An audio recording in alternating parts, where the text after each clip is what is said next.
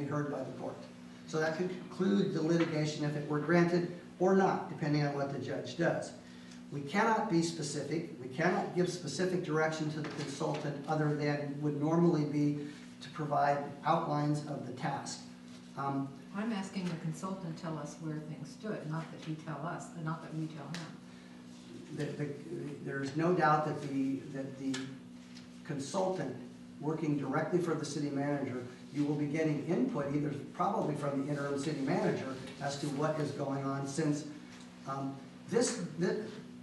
CalPERS has raised concerns that hiring John back in any capacity is a sham, and that he is going to continue to operate as the city manager, essentially standing behind the newly appointed interim city manager and telling her what to do. This agreement prohibits that and is very express in saying he is limited and is actually performing the services as a consultant. But Bill, if I could just interject, and I realize we don't want to have this as a free-for-all, and we want to give you an opportunity to address the scope of services and the other documents.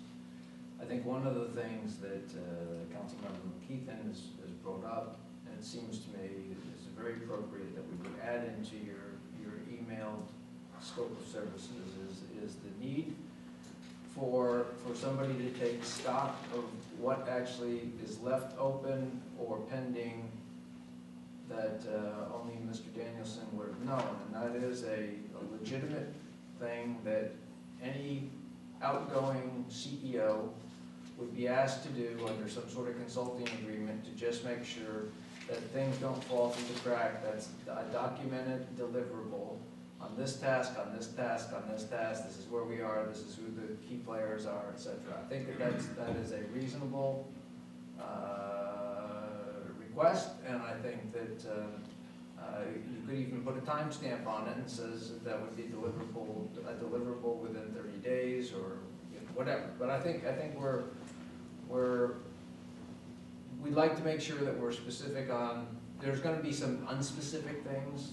Teresa may have a question. There may be some, something comes up that you're going to have a question. We understand that. That's the ad hoc part. But there probably should be some specificity in some deliverables that we know up front that we might need that would actually have a work deliverable. That's not an employee type of thing. It's what you ask a consultant to do. So. Mayor, can I weigh in? Sure. Here. Okay. We need to realize. We need to realize we're no longer John's boss. Right. The boss now is the interim city manager. And I think what you're asking would be fitting to direct the interim city manager to undertake that task, to come back to the council with a updated list of issues, or however you want to describe it. I think that's the process that we are following. If I could just respond. While I don't disagree, we are approving a contract, and the contract has scopes of services like any other contract, and we normally look at what those scope of services and deliverables are in any contract that we review, whether it's being issued by the city manager or not. But okay, I defer to Mr. Mayor, what Mr. Carlson suggests is legal. What the mayor suggests is not. And let me show you the distinction. It has nothing to do with in a normal work arrangement where you would have a city manager still on staff and you'd say, before you leave, we would like this report. Problem is, his resignation was effective January 19th. I can't direct him to do anything after that. However, if he is hired by the city clerk can say, okay, in order for me to effectively do my job, I need you to provide me with I'll use your term, a deliverable. I need a report from you on ongoing matters as to where we are on them. And I need that in a timely manner, and these are I need you to identify those areas and discuss with me. For instance, we have ongoing negotiations with the APOA. Now, Teresa may or may not have been involved in I can't say ongoing negotiations. We have ongoing discussions with an outside labor consultant. With respect to those consultants, what has gone on between John and the consultant, it would be important that Teresa know what discussions have gone on as she gets ready to go forward or advise the city council. So in that respect, I totally understand and agree with you. But understand, some of the other issues that Councilmember McKeithen has raised. The tax event for the house is a good example. It is technically a taxable event when you're providing something for somebody. I look at that as more of an issue between the finance director and John and the IRS. We certainly will have a 1099 or some reportable event. But for instance, consultants and employees. John is being hired as a consultant. He may need a secretary. He does not have the ability to control any city staff to provide him with documents. Now, if he wants to go out and hire a temporary secretary, Councilman McKeithen would apparently prohibit that. This allows it. This is supposed to give us some flexibility and give John the ability. I agree that you could look at this and say, wait a second, is he really allowed to hire a sub-consultant? Well, not without our permission. It's not assignable, but You if... say it is assignable with agreement, but I think. Well, as you exactly, said, it's not assignable without. Yeah. But without our permission, he can't go out and delegate something to a sub-consultant. But let me give you an example. This says that he might have the task of providing you with some kind of background reference information. Sometimes that's easily attainable, and sometimes it's not. Many agencies will not give you any background references. Therefore, you have to hire like a private investigator to go out and do these through LexisNexis and these kinds of searches that John wouldn't have access to himself. So, would we want him to do that? We might want him to do this. This says we have the ability to do that. It doesn't necessarily, I know it's, typical lawyerly legalese and trying to cover every possible contention. In terms of, is this... Let me ask you something. When he hires these sub-consultants, who pays for them? Generally speaking, if he is hired to provide a work product, then he would pay for it. But some of his expenses, if they're reasonable and agreed to by the city or the town, would be paid for by the town. And if it's under $15,000, it could be agreed to by the town without council approval, and we wouldn't know. Well, I think that the city manager's report usually tells you that what expenditures have been made along those lines. We don't, someone's been hired to review the activities of the EPC. I have no idea what that amount is or what the agreement looks like. So that's one example.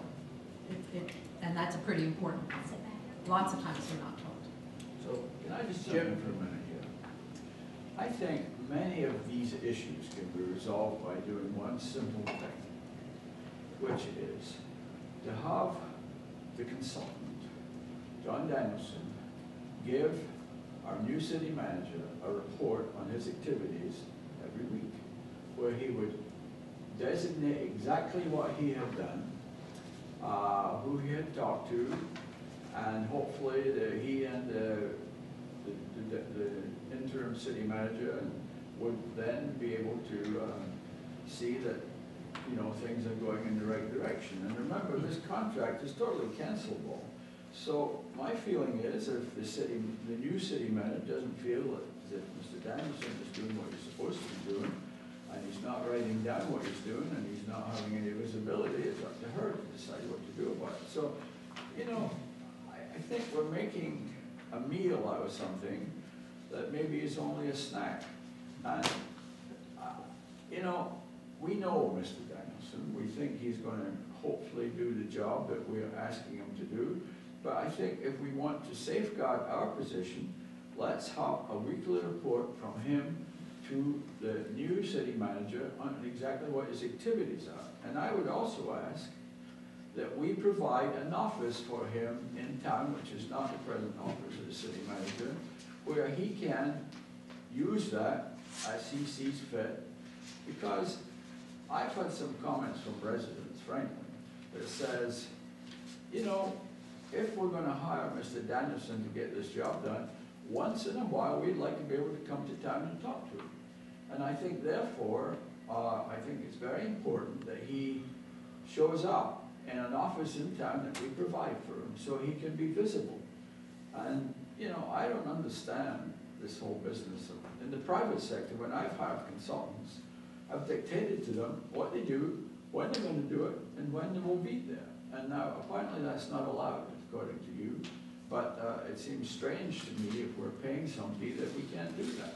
But I think if we have him give us a weekly report on his activities, it would solve a lot of these concerns. Mr. Mayor, it certainly would be a lot easier for staff if we could simply do that. Unfortunately, over the years, public employees are treated way differently than private sector employees. And one of the bodies that look at this is called the Public Employment Relations Board. And they would be here in a minute if in fact CalPERS says that employees in cities that have contracts with them must be within the system if they're, quote, an employee. If John Danielson were providing what we thought were consultant services, but in a way that CalPERS believed to be really make him a common law employee, they will demand that we put him into their service, and they will demand that he come out of retirement and that we pay the employer's share of PERS and he pay the employee's share of PERS, and that could be retroactive even. And that's why we're trying to avoid this. Not that it makes sense, but because it's the law. All right, so my concern is, you know, the town needs to know, the town's residents need to know how their money is being spent. Not that there's not going to be ad hoc services, not that there's going to be stuff that we haven't even thought about, or Teresa may have a question on this, or whatever. But there are some fundamental things that we need to have enumerated that I don't believe are clear in the scope of services that you read, that would justify to the townspeople that we're spending, you know, $12,000 a month. What are we getting for it? So I do think, I'm not saying it has to be an exhaustive list and we'll be checking it off each month or anything like that. And Jim's idea about you know, a weekly report or a periodic report, I think is a good idea. But I do think that there should be certain, if you call them, I call them deliverables, maybe you can come up with a different word that's legal, but certain tasks that everybody here recognizes need to get done and are very, very reasonable, and very reasonable that we should pay for it because it's professional work. But I do think that there needs to be a little bit more specificity in the quote-unquote deliverables that will be needed. And I know that the Vice Mayor would like to say something, so I'll conclude. But I'd like to have some thought as we move forward with how we could possibly do that to justify to the residents that we're spending this taxpayer dollars, yes, but these are the things that we're getting. These are the key deliverables, and we can all feel good about them. So, sorry. So, you know, I really hate doing things in a rush without having time to thoroughly go over something and digest it. I'm not as quick as Councilmember McKeithen in being able to quickly read and digest a contract that's given to me, you know, just 30 minutes before we have to make a decision on it, especially when a main portion of it was just read from a cell phone and we don't have that in print. I mean, it sounded really good, your scope of services that you identified and read, because I also had concerns, as Councilmember McKeithen did, about the scope of services and then the additional services, what are those additional services anticipated to be, and what, you know, is the amount of liability that we may have in this additional service. And then I step back and I think, you know, our back is against the wall. We were kind of lulled into, I think, complacency by council, by our feeling that we were going to be able to have John Danielson, for a longer period of time. And that makes me uncomfortable that I didn't, jump up and down back in the fall and say, time's ticking and we need to be going out for a search right now and give us enough time to find that perfect, permanent position. John's done such a good job. He's done such a great service to the town and to turn around our budget problems. And we kept thinking, well, just a little longer, and it'll be fine. Right now, we don't have that luxury of time. We've got to move ahead. I think Teresa's going to do a good job. I think the working relationship between Teresa and John, I think John's integrity and his dedication to the town to do the best he can to help Teresa in this consultant's position is undeniable, and you can't contest that. So I think we have to have that faith and confidence in him to do that. I'm very hopeful that this situation, that we can find an experienced city manager, maybe a bridge interim city manager like Nadine Levin for a short period of time to give us some breathing room until we have the luxury to have a thorough search for a permanent city manager. And that this situation with our deputy city clerk being city manager and John as a consultant and will not last the full 3 months.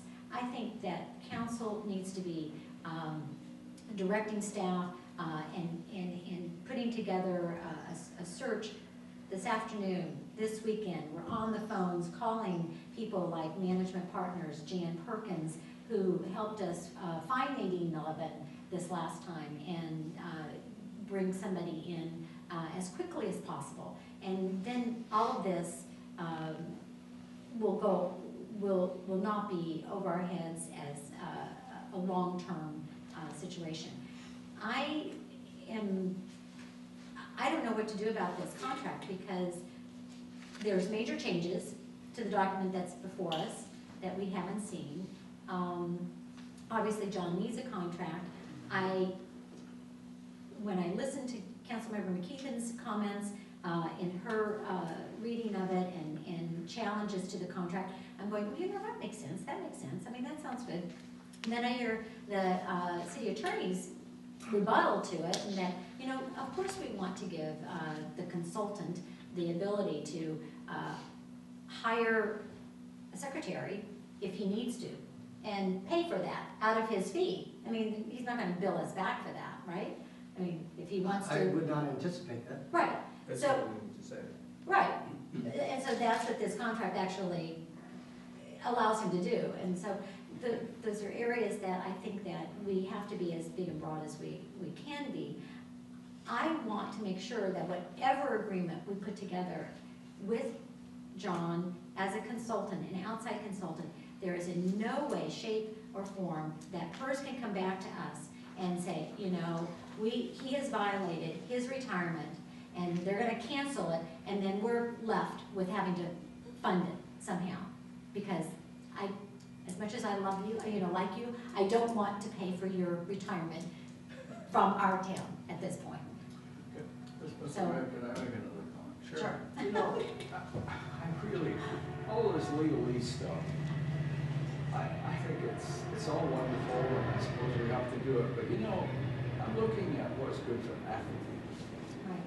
And what's good for Atherton is having John here for another couple of months or whatever period it takes, not only to help us recruit a new city manager, but to transfer a lot of the knowledge that he has developed over the years to our interim city manager here. If John said after this, and I wouldn't necessarily blame him when he listens to this council, screw it, I'm out of here, it would leave us in a mess.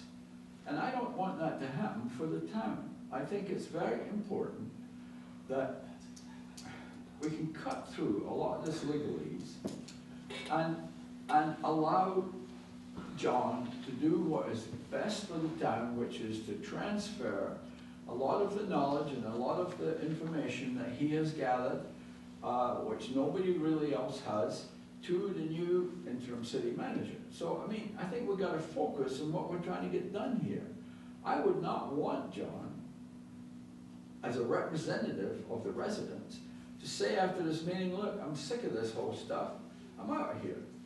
I don't want that. I think that'd be bad for the town, and I mean, the way we're playing around at the moment, who knows what Mr. Danielson's thinking. So, I'm just saying, let's focus on what we're doing here. I mean, Mr. Danielson is not an unknown quantity to us. I believe he has integrity. I believe he's shown his integrity over the year he's been here. I mean, it's not as if we're just hiring a consultant. We're hiring somebody as a consultant, or the city manager is hiring somebody as a consultant, who we really know, and we know his capabilities. He's demonstrated his capabilities. So let's see if we can cut through all this stuff and get something done, because we got to get it done, and I think we got it done today, frankly. Well, I don't think anybody disagrees with any of your comments, Jim. I think that all we're saying, I think we're all saying the same thing. We all got a 10 or 12-page document this morning and haven't had a chance to digest it. It's got a lot of the extra things in there that some may be permittable, some maybe aren't as well thought out as they could. The residents should have, you know, I think there should be some specificity in the scope. And maybe Bill could refine his email to do that, but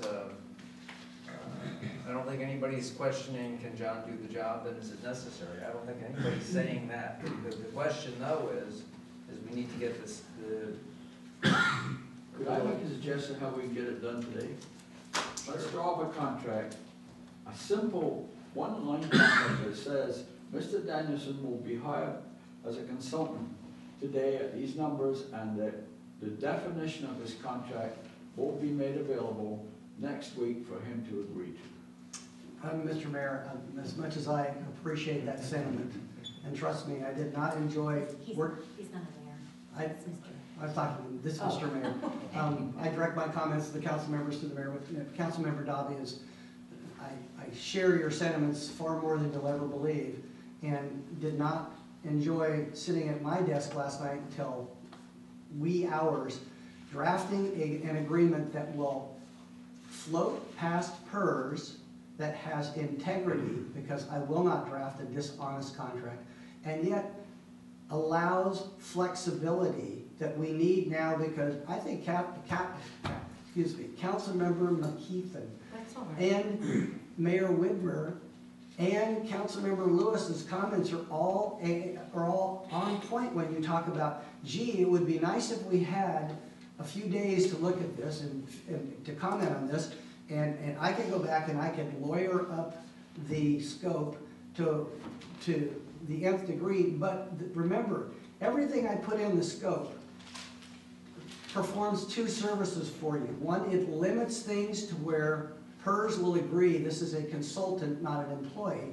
And secondly, it still tries to give you the flexibility so that you can have back and forth. For instance, if he has a permanent office, PERS will look at that and say, oh, he's an employee. If he has an office that's available for him from time to time when the city manager says, John, I need you to come in and meet with some citizens that want to talk to you, that's okay. And that's drafted in here. That's what you have. You have an office that's correct. For that purpose. And you're this, not an employee. That's exactly correct, Councilman Dobby.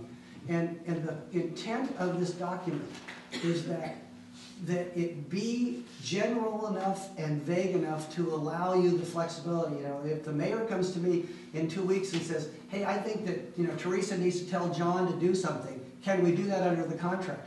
Look, there's enough room in here that the interim city manager can have some flexibility. At the same time, it has to have enough specificity that CalPERS agrees John Danielson is no longer the interim city manager, he's just a consultant.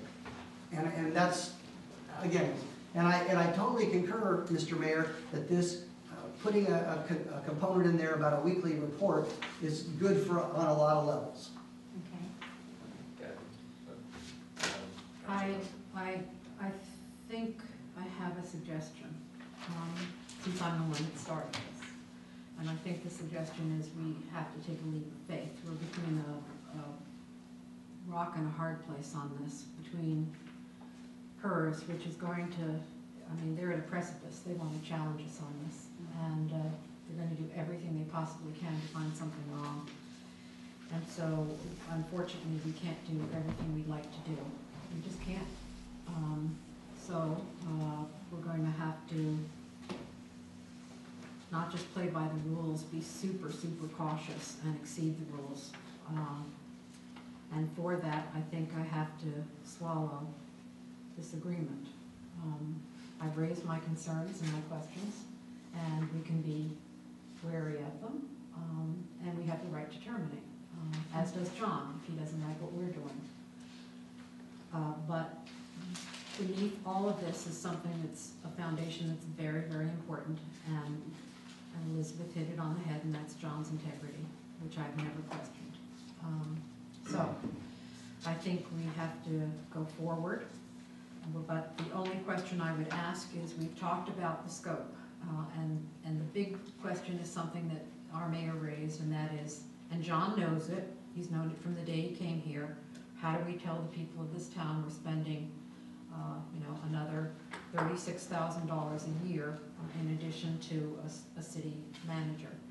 And you've said that through Teresa, we can indicate the kinds of services, like where did we stand when John had to unfortunately leave office in such a hurried manner?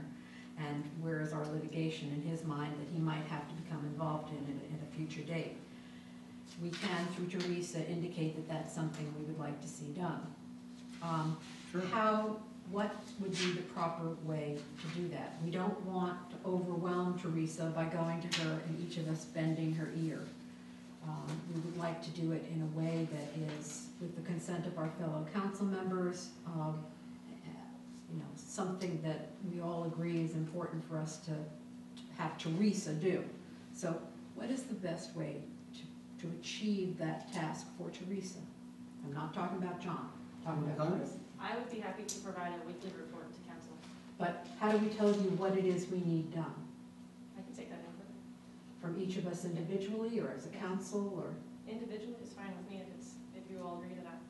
Okay. It's a similar method that we're doing now. I mean, Yeah. Okay. yeah.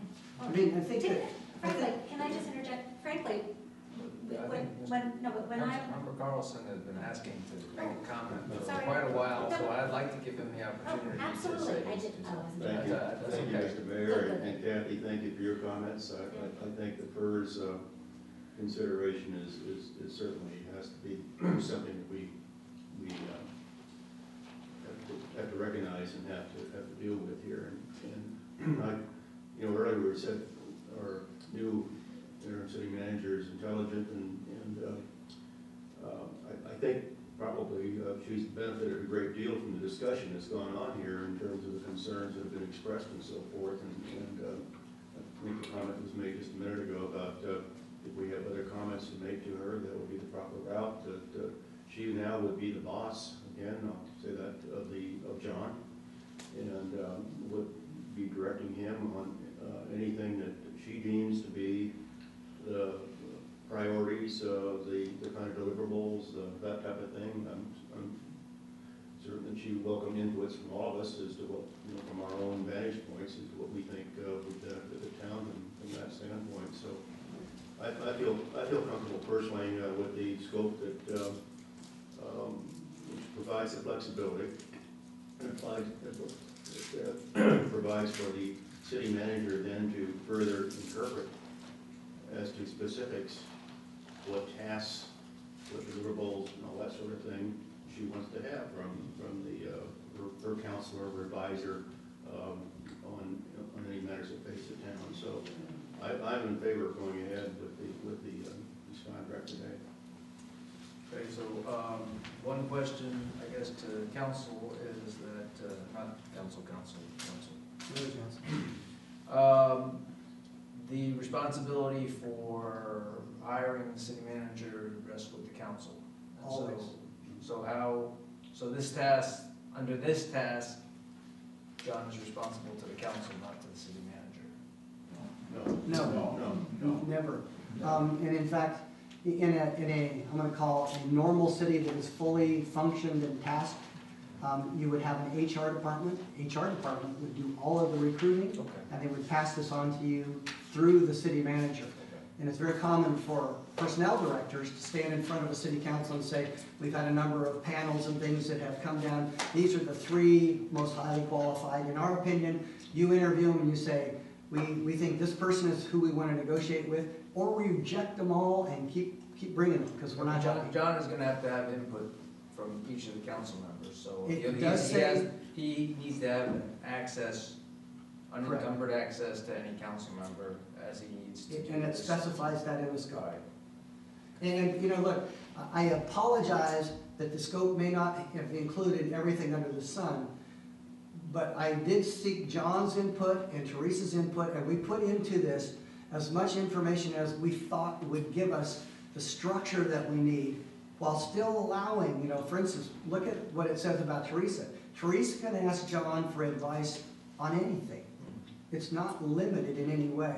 And we think that as council members have valid concerns and questions about, the day-to-day operation of the city, the town, they still have the ability to go to Teresa and ask, and what she doesn't know, she has the ability to go to John and say, hey, what about this? But Teresa's going to be the party signing this contract and have control of this That's correct. contract, not us. Can I ask a question? So the new scope that you read, will that become Exhibit A also? That exhibit A and B are incorrect. They were, Okay, because, yeah. those are both incorrect and came off of John's old contract, I believe, or something. Okay, and I didn't understand this, item 9 Insurance. here, insurance documents, and I guess, in Exhibit B, the insurance, are we, once we sign this, or interim city manager signs this, There is no exhibit B to the contract. there is no Exhibit B. Period. Okay. This That is- insurance that document is is from going the- away. Came off the can, the Okay. canned version that unfortunately when I forwarded to Teresa, it came through as that. But Okay. it's, Because I was wondering how long it was gonna take him to get this type of insurance. A and B are both incorrect. There is no B under this contract. There was under the boilerplate contract that I started with. The B should have been stricken, but it got sent out anyway. I take responsibility. I'm the worst So- administrator in the world. I would like to make a motion that we approve. No, we can't have a motion yet, Why not? because we haven't had public comments, and I don't think we've Can't we have concluded public discussion. comments after the motion has been made? No, Should. No, no. No? All right. sorry. So, Bill, on the indemnification, section 14, Right? do we offer this indemnification protection to other consultants, or is this something special? It's not uncommon. For instance, my contract says you will indemnify me. Well, you're an employee of the town. Actually, I'm not an Well- employee. And that's, in my experience, there's 3 kinds of indemnification. One, they indemnify you if it looks like they're doing a hazardous activity, like, someone that's Right. designing a bridge that could fall. Secondly, you indemnify them when they're providing something that would be akin to an employment, what an employee would normally provide. For instance, in this case, John will be doing a lot of what an HR department would normally do. Under Government Code Section 825, you must indemnify all of your employees. There's no requirement that you indemnify consultants. It's a common thing where if what they're providing to you is in the broad scope of municipal services, that is done. It doesn't have to be done, and John certainly has his own insurances that we know of because of his other contract. The third form is mutual, where they indemnify, the consultant indemnifies us for our negligence, or their negligence, and we indemnify him for our negligence. Quite frankly, in a contract of this where he's not going to be operating heavy equipment or our equipment, this is a fairly common provision, and I took it out of another city attorney, or another city indemnification provision, but it's certainly up to the council. Through the chair, as regarding indemnification, if I were in that position, being hired as a consultant for this town, I would not sign a contract unless I received indemnity.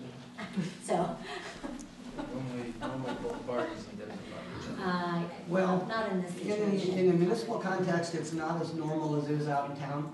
And the reason, if you think about it for just a second, is, for instance, we have ABAG that indemnifies us if our employees are, or our consultants often, are in fact, if they do something that we then get sued for. And because of that, this is a fairly common practice.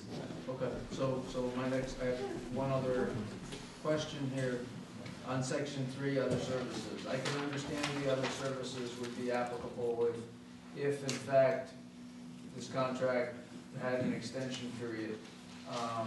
But it's $7,000 a month. There is no specificity as to what consultant will be doing. There's no time frame in here, so it's a $7,000 retainer for ad hoc services or $5,000 for ad hoc services during the month. We won't go there with regards to further discussion.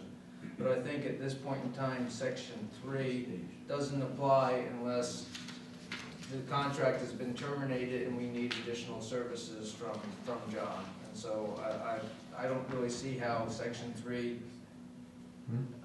should remain in this contract, in the 90-day contract, unless in fact we say there's an extension period for, say, after John is gone, and we've brought on board something, and let's say we need to depose him or bring him in for some sort of legal discussions. So section 3 to me doesn't make sense at this point